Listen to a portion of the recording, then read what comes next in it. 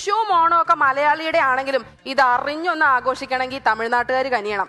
പച്ചക്കറി വേണമെങ്കിൽ പൊള്ളാച്ചിയിൽ മാരിമുത്തു വിത്തിടണം. പൂക്കളം ഇടണമെങ്കിൽ തോവാളയിൽ ജമന്തി നടണം. ഇനിയൊന്ന് പടക്കം പൊട്ടിച്ച് ആഘോഷിക്കണമെങ്കിൽ ശിവകാശിയിൽ ശെൽവരാജ് ഇരുന്ന് പണിയെടുക്കണം.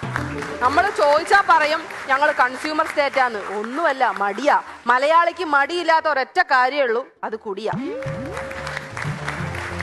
ഈ ഒരു അവസ്ഥ വെച്ച് നല്ല അടിപൊളി കൃഷിസ്ഥലമൊക്കെ കാണണമെങ്കിൽ സത്യനന്ദിക്കാടിന്റെ സിനിമ എടുത്ത് നോക്കേണ്ട അവസ്ഥയാ. ചീരയ്ക്ക് തടവെടുക്കുന്നു, പടവലങ്ങയ്ക്ക് വള്ളി കെട്ടുന്നു, കോവയ്ക്ക പറിക്കുന്നു. പക്ഷേ അതിന്റെ ലൊക്കേഷനും അങ്ങ് പൊള്ളാച്ചിയില. ഇതിനൊരു കാരണമുണ്ട്. തമിഴ്നാട്ടുകാർ മൊക്കിന് ചെടി നടും, നമ്മൾ മൊക്കിന് കൊടി നടും. ഈ ഒത്തൊരുമ പക്ഷെ ഭക്ഷണത്തിന്റെ കാര്യത്തിലൊന്നും ഇല്ല കേട്ടോ. ഭക്ഷണത്തിന്റെ കാര്യത്തിലേക്ക് വരുമ്പോ വിഷുവിന് തെക്കോട്ട് വെജ് ആണെങ്കിൽ വടക്കോട്ട് നോൺ വെജാ.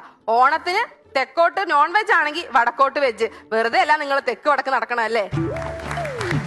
പക്ഷെ എന്തൊക്കെ പറഞ്ഞാലും മലയാളി പൊളിയാട്ടോ. കാരണം പ്രശ്നം എന്താണെന്നറിയാൻ പ്രശ്നം വെച്ച് നോക്കുന്ന പ്രശ്നക്കാർ വരെ നമുക്കുണ്ട്. ഈ മലയാളികളുടെ കാര്യം പറയുമ്പോൾ സത്യം പറഞ്ഞ മലയാളികൾക്കാണ് പ്രശ്നം. മലയാളികൾ ഭയങ്കര സഹായ മനസ്കതയുള്ളവരാ.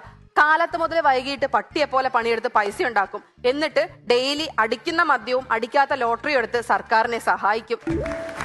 അതുപോലെ തന്നെ മലയാളികളെ പറ്റിക്കാൻ ഭയങ്കര എളുപ്പമാണ്. ഞങ്ങളുടെ നാട്ടിലൊരു ചേട്ടൻ കേരള ഫ്രൈഡ് ചിക്കൻ KFC എന്നും പറഞ്ഞിട്ടൊരു ഷോപ്പ് തുറന്നു. ഒരു പട്ടിക്കുഞ്ഞു പോലും തിരിഞ്ഞു നോക്കിയില്ല.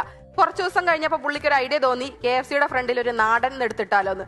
നാടൻ KFC എന്ന് എഴുതി വെച്ചതും തൊട്ടടുത്ത ബിവറേജിലേക്കാളും ആളായി ഈ കടയിൽ. ഈ ഒരു ഐഡിയ ഞാനും പ്രയോഗിച്ചു.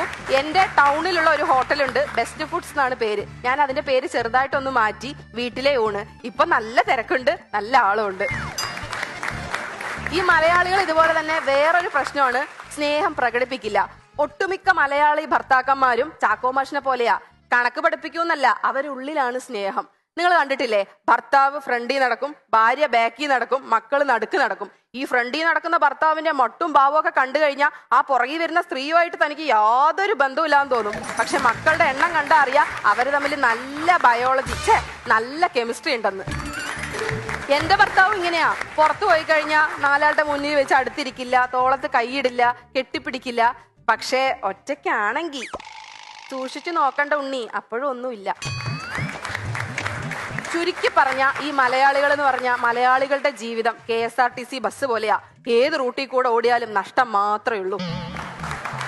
ഈ KSRTCയോടുള്ള ഇഷ്ടം കൊണ്ടാണോ എന്നറിയില്ല, ഇവര് ഫ്ലൈറ്റിൽ കയറുമ്പോഴും ഈ KSRTC കയറുന്ന അതേ സ്വഭാവം മലയാളികൾക്ക്. ഭയങ്കര തിക്കും തിരക്കുക.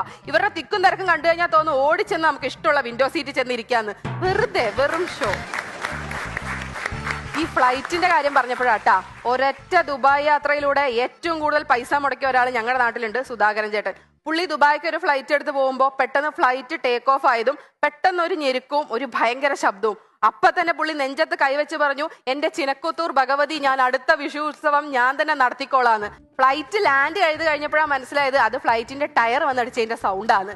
പിന്നെന്ത് പറയാനാ, 1.5 വർഷം ഗൾഫിൽ കടന്ന് പട്ടിപ്പണി എടുത്ത് 2 ആനയും 12 ശിങ്കാരിമേളവും ഉൾപ്പെടെയുള്ള ഉത്സവം ഗംഭീരമാക്കി ഒരു ഗൾഫിൽ പോക്കിന് 12 ലക്ഷം രൂപ ചെലവ് വന്നു.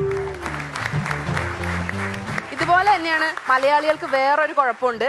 എടാ വിഷുവൊക്കെ എന്താ, ഓണമൊക്കെ ആയില്ലേ, വിഷുവൊക്കെ ആയില്ലേ എന്നൊക്കെ ചോദിച്ചാൽ പറയും, എന്ത് വിഷു എന്ത് ഓണം, ഇങ്ങനെ പോകുന്നു എന്നൊക്കെ.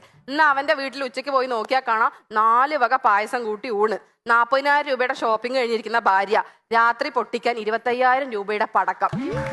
എന്നിട്ട് പറയാ എന്ത് വിഷു എന്നൊക്കെ. അല്ല, നമ്മളും ഇടയ്ക്ക് ഇങ്ങനെയാ. നമ്മളും ഈ ചെയറിലൊക്കെ ഇരിക്കുമ്പോൾ വെറുതെ ചിന്തിക്കാറില്ലേ, എന്ത് ജീവിതോ, ചത്താ മതിയായിരുന്നു എന്നൊക്കെ. അപ്പൊ തന്നെ ചെയറൊന്ന് ഒടിഞ്ഞു കഴിഞ്ഞാൽ പറയും, ദൈവമേ ഇപ്പൊ ചത്തേനേന്ന്. ഇതാണ് മലയാളം.